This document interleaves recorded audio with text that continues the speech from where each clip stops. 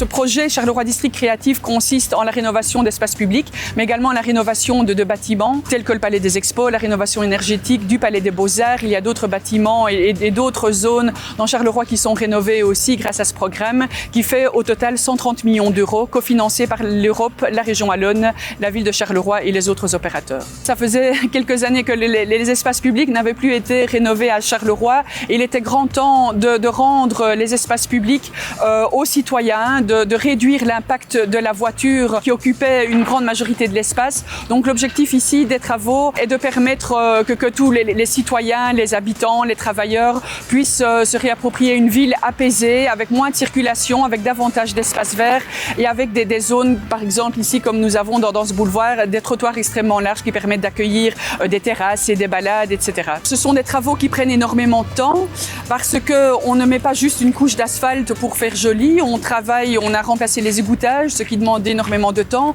On a dû faire un long travail pour les impétrants, on sait toujours que cela prend du temps aussi, le temps de faire passer ORES, la SWDE, etc.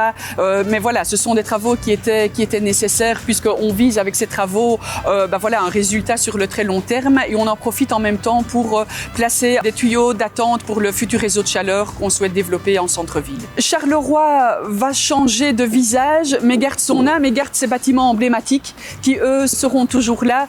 Donc je pense que c'est un renouveau. Le programme précédent FEDER s'appelait Phoenix. Voilà, ça dit bien ce que ça veut dire. Ici, on est plus un Charleroi District Créatif dans le sens où on intègre beaucoup plus d'opérateurs, que ce soit de l'enseignement, du monde économique, etc. Et donc c'est un bouillonnement général, je veux dire, dans toute la ville qui est en train de se réaliser.